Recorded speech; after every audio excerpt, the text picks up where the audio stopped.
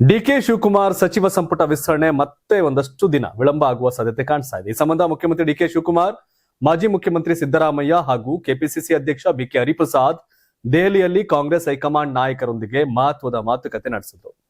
Rahul Gandhi, KC Venugopal ಹಾಗೂ ರಣದೀಪ್ ಸಿಂಗ್ ಸುರ್ಜೇವಾಲಾ ಅವರೊಂದಿಗೆ ಪ್ರಾಥಮಿಕ ಹಂತದ ಚರ್ಚೆ ನಡೆದಿದ್ದು, ಎಐಸಿಸಿ ಅಧ್ಯಕ್ಷ ಮಲ್ಲಿಕಾರ್ಜುನ್ ಖರ್ಗೆ ಬೆಂಗಳೂರಿಗೆ ಮರಳಿರುವ ಕಾರಣ ಅಂತಿಮ ಸಭೆಯನ್ನ 2-3 ದಿನಗಳ ಕಾಲ ಮುಂದೂಡಲಾಗಿದೆ.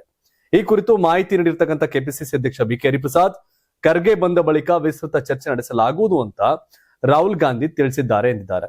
ಅಗತ್ಯವಿದ್ರೆ ರಾಜ್ಯ ನಾಯಕರನ್ನ ಮತ್ತೆ ದೆಹಲಿಗೆ ಕರೆಯುವ ಸಾಧ್ಯತೆಯೂ ಇದೆ ಅಂತ ಹೇಳಿದ್ದಾರೆ.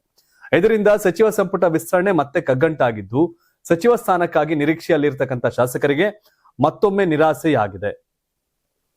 ಅಂದ್ರೆ ಅದೊಂದು 4-5 ದಿನದ ಮಟ್ಟಿಗೆ ತಡ ಅಷ್ಟೇ. ಇನ್ನು 20-21ನೇ ತಾರೀಕು ಒಳಗಡೆ ಹೊಸದಾಗಿ ಮಂತ್ರಿ ಆಗೋರ್ ಲಿಸ್ಟ್ ಎಲ್ಲ ಬಂದು ಪ್ರಮಾಣ ವಚನ ಕೂಡ ಸ್ವೀಕಾರ ಮಾಡಾಗುತ್ತೆ ಅಂತಿದೆ ನಮ್ಗಿರೋ ಮಾಹಿತಿ.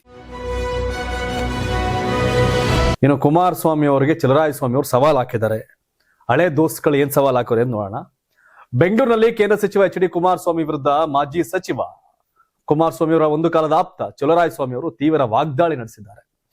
ಬಿಜೆಪಿ ಮೈತ್ರಿ ಬಿಟ್ಟು ಏಕಾಂಗಿಯಾಗಿ ಚುನಾವಣೆಗೆ ಬನ್ನಿ ಅಂತ ಸವಾಲು ಹಾಕಿರ್ತಕ್ಕಂಥ ಚಲರಾಯಸ್ವಾಮಿ ಅವರು, ಜೆಡಿಎಸ್ 120 ಕ್ಷೇತ್ರಗಳಲ್ಲಿ ಗೆದ್ದು ತೋರಿಸಿದ್ರೆ ನಾನ್ ನಿಮಗ್ ಶರಣಾಗ್ತೇನೆ ಅಂತ ಹೇಳಿದ್ದಾರೆ. ವಿಧಾನಸೌಧದ ಮುಂದೆ ನಿಂತು 120 ಸ್ಥಾನ ಗೆಲ್ತೇವೆ ಅಂತ ಘೋಷಿಸಿ ಮೈತ್ರಿ ಇಲ್ಲದೆ ಜನರ ತೀರ್ಪು ಪಡೀರಿ ಅಂತ ಕುಮಾರಸ್ವಾಮಿ ಅವರಿಗೆ ಚಲರಾಯಸ್ವಾಮಿ ಸವಾಲ್ ಹಾಕಿದ್ರು. ಬಿಜೆಪಿಯೊಂದಿಗೆ ಮೈತ್ರಿಯಲ್ಲಿ ಇದ್ದು 20 ಸ್ಥಾನ ಗೆಲ್ಲುವುದರಲ್ಲಿ ಯಾವುದೇ ವಿಶೇಷತೆ ಇಲ್ಲ, ನಿಜವಾದ ಶಕ್ತಿ ಏನೆಂಬುದನ್ನ ಏಕಾಂಗಿಯಾಗಿ ಸ್ಪರ್ಧಿಸಿ ತೋರಿಸಬೇಕು ಅಂತ ಅವರು ಟೀಕಿಸಿದ್ರು. ಇದೇ ವೇಳೆ ಕುಮಾರಸ್ವಾಮಿ ಅವರ ರಾಜಕೀಯ ಸಾಧನೆಯನ್ನ ಪ್ರಶ್ನಿಸಿದ ಚಲರಾಯಸ್ವಾಮಿ, ಅವರ ನಾಯಕತ್ವದಲ್ಲಿ ಜೆಡಿಎಸ್ ಯಾವತ್ತೂ 37-38 ಸ್ಥಾನಕ್ಕಿಂತ ಹೆಚ್ಚು ಗೆದ್ದಿಲ್ಲ ಅಂತ ಹೇಳಿದ್ರು. ಮುಖ್ಯಮಂತ್ರಿ ಡಿಕೆ ಶಿವಕುಮಾರ್ ವಿರುದ್ಧ ನಿರಂತರವಾಗಿ ಟೀಕೆ ಮಾಡ್ತಿರ್ತಕ್ಕಂಥ ಕುಮಾರಸ್ವಾಮಿ ಅವರು ಮೊದಲು ತಮ್ಮ ರಾಜಕೀಯ ಇತಿಹಾಸವನ್ನ ನೆನಪಿಸಿಕೊಳ್ಬೇಕು ಅಂತ ವಾಗ್ದಾಳಿ ನಡೆಸಿದ್ರು. ಡಿಕೆ ಶಿವಕುಮಾರ್ ಅವರು ಸಂವಿಧಾನಬದ್ಧವಾಗಿ ಆಯ್ಕೆಯಾದ ಮುಖ್ಯಮಂತ್ರಿ, ಅವರು ಅಧಿಕಾರಕ್ಕೆ ಬಂದಿದ್ದು ಇನ್ನೂ 1 ತಿಂಗಳಷ್ಟೇ ಆಗಿದೆ. ಆದ್ರೂ ಅವರ ವಿರುದ್ಧ ನಿರಂತರ ಟೀಕೆ ಮಾಡ್ತಿರ್ತಕ್ಕಂಥ ರಾಜಕೀಯ ದ್ವೇಷ ತೋರಿಸುತ್ತೆ ನಿಮ್ದು ಅಂತ ಚಲರಾಯಸ್ವಾಮಿ ಅವರು ಕುಮಾರಸ್ವಾಮಿ ವಿರುದ್ಧ ವಾಗ್ದಾಳಿ ಮಾಡಿದ್ರು. ಇಬ್ರು ಬ್ರದರ್ಸ್, ಚೆಲುವಣ್ಣ ಕುಮಾರಣ್ಣ, ಗಳಸ್ಯ ಕಂಠಸ್ಯ, ಮಂಡ್ಯದಲ್ಲಿ ಹೀರೋ ಚೆಲುವಣ್ಣ, ಕುಮಾರಸ್ವಾಮಿ ಅವರು ಹಳೆ ಕಾಲದ ದೋಸ್ತ್ಗಳಿಬ್ರು. ಈಗ ಇಬ್ರು ಒಬ್ಬೊಬ್ರು ನಿಂತವ್ರೆ ತೊಡೆ ತಟ್ಕೊಂಡು. ಅಂದ್ರೆ 120 ಗೆಲ್ಲಿ, ನೀವು ಶರಣಾಯ್ತಿನ ಗೆದ್ರೆ ಬಿಜೆಪಿ ಜೊತೆ ನಿಂತ್ಕೊಂಡು ಒಂದಷ್ಟು ಸೀಟ್ ಗೆಲ್ಲದಲ್ಲ. ನೀವು 38-40 ಸೀಟ್ ಮೇಲೆ ಎಲ್ಲಿ ಗೆದ್ರಿ? ನಾವೆಲ್ಲ ಇದ್ವಿ ಆಗ, ನಾವ್ಯಾರು ನಿಮ್ ಜೊತೆ ಇಲ್ಲ.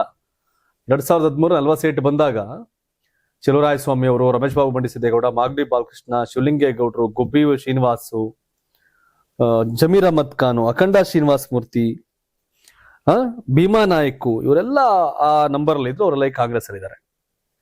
ಸೊ ಹಾಗಾಗಿ ತೋಸಿ ಅಂತ ಹೇಳ್ತಾವ್ರೆ. ಇನ್ನೊಂದು ಪಾಯಿಂಟ್ ಅಲ್ಲಿ ಕುಮಾರಸ್ವಾಮಿ ಅವರು ಕೂಡ ಸುದ್ದಿಗೋಷ್ಠಿ ನಡೆಸಿ ಚಲರಾಯಸ್ವಾಮಿ ಅವರಿಗೆ ಡಿಕೆ ಅವ್ರಿಗೆ ತಿರುಗೇಟನ್ನು ಕೊಟ್ಟಿದ್ದಾರೆ ಅವ್ರದೇ ಆದಂತ ದಾಟಿಯಲ್ಲಿ. ಕುಮಾರಸ್ವಾಮಿ ಅವರು ರಾಜ್ಯ ರಾಜಕಾರಣಕ್ಕೆ ಹೆಚ್ಚು ಒತ್ತು ಕೊಟ್ಟಂಗೆ ಕಾಣ್ತಾ ಇದೆ. ಸೆಂಟ್ರಲ್ ಮಿನಿಸ್ಟರ್ ಹತ್ತ ಕಡೆಗೆ ಇರ್ಲಪ್ಪ, 28ಕ್ಕೆ ರೆಡಿ ಆಗೋಣ ಅಂತ ಎಲ್ಲರ ವಿರುದ್ಧವೂ ಏಕಾಂಗಿಯಾಗಿ ಹೋರಾಟ ಮಾಡ್ತಾವ್ರೆ. ನೋಡ್ಬೇಕು.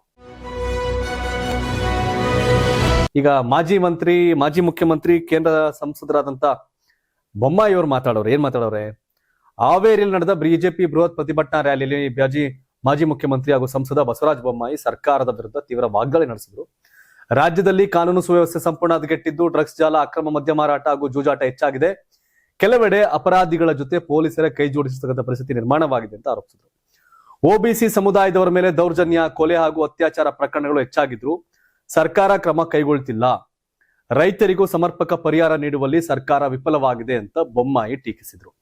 ಬಿಡದಿ ಯೋಜನೆ ವಿಚಾರ ಪ್ರಸ್ತಾಪಿಸಿದ ಅವರು, ಮುಖ್ಯಮಂತ್ರಿ ಡಿಕೆ ಶಿವಕುಮಾರ್ ಅವರು ಎಚ್ ಡಿ ಕುಮಾರಸ್ವಾಮಿ ಅವರ ಕನಸನ್ನ ನನಸು ಮಾಡೋಕೆ ಮುಂದಾಗಿದ್ದಾರೆ ಅಂತ ವ್ಯಂಗ್ಯವಾಡಿದ್ರು. ಇದೇ ವೇಳೆ ಬಿಜೆಪಿ ಕಾರ್ಯಕರ್ತರಿಗೆ ಕರೆ ನೀಡಿದ ಬೊಮ್ಮಾಯಿ, ಹೋರಾಟವನ್ನ ರಾಜ್ಯಾದ್ಯಂತ ಮತ್ತಷ್ಟು ತೀವ್ರಗೊಳಿಸಬೇಕು, ಕಾಂಗ್ರೆಸ್ ಸರ್ಕಾರವನ್ನ ಕಿತ್ತೊಗೆದು ವಿಧಾನಸೌಧದ 3ನೇ ಮಹಡಿಯಲ್ಲಿ ಮತ್ತೆ ಬಿಜೆಪಿ ಸರ್ಕಾರ ರಚಿಸಬೇಕು ಅಂತ ಹೇಳಿದ್ರು. ನೀವೇ ಮುಖ್ಯಮಂತ್ರಿ ಆಗಿದ್ದಾಗ ಬಿಜೆಪಿ 66 ಸೀಟ್ ಹೋಯ್ತು. ಈ ಕಿತಾಕಿ ಕಾಂಗ್ರೆಸ್ನ 3ನೇ ಮಹಡಿಗೆ ಹೋಗ್ಬೇಕು ಅಂತಾರೆ. 3ನೇ ಮಹಡಿಲಿ ಕೂತ್ಕೊಂಡು ಏನೂ ಮಾಡೋಕ್ಕಾಗಲಿಲ್ಲ ಬೊಮ್ಮಾಯಿ ಅವ್ರ ಕೈಲಿ. 3 ಜನ ಜೊತೆ ಸೇರ್ಕೊಂಡು ಹೋಟ್ಲು ಸೇರ್ಕೊಂಡಿದ್ ಬಿಟ್ರೆ ದೊಡ್ಡದೇನು ಸಾಧನೆ ಇಲ್ಲ ಅಂತಾನೆ ಟೀಕೆ ಇರೋದು ಇವ್ರ ಬಗ್ಗೆ. ಕೊಟ್ಟ ಕುದುರೆನ ಏರಲಾರದವನು ವೀರನೋಲ್ಲ ಶೂರಲ್ಲ ಅಂತ ಕುದುರೆ ಬೇರೆ ಏರಿದ್ರಿ, ಅದ್ರ ಅಧಿಕಾರಕ್ಕೆ ತಂದ ಪಾರ್ಟಿನ. ಹಾವೇರಿಯಲ್ಲಿ ಯಾರಿಗಿದ್ದಾರೆ ಬಿಜೆಪಿ ಮೇಲೆ? ಕಮಾನ್. ರಾಣೆಬೆನ್ನೂರು ಕಾಂಗ್ರೆಸ್ಸು, ಹಿರೇಕೆರೂರು ಕಾಂಗ್ರೆಸ್ಸು, ಹಾನಗಲ್ ಕಾಂಗ್ರೆಸ್ಸು, ಎಲ್ಲ ಕಾಂಗ್ರೆಸ್. ನೀವು ಬೈ ಎಲೆಕ್ಷನ್ ಮಗನೂ ಸೋತ್ರಪ್ಪ. ಆದ್ರೆ 3ನೇ ಮಾಡಿಲ್ಗೆ ಹೋಗ್ಬೇಕು ಅಂತ ಹೇಳ್ತಾರೆ ಇವ್ರೆ. ಮಗನೇ ಬೈ ಎಲೆಕ್ಷನ್ ಗೆಲ್ಸಕ್ಕಾಗಲಿಲ್ಲ ಅಂತಾನೆ ಆರೋಪ ಇರೋದ್ ಮೇಲೆ.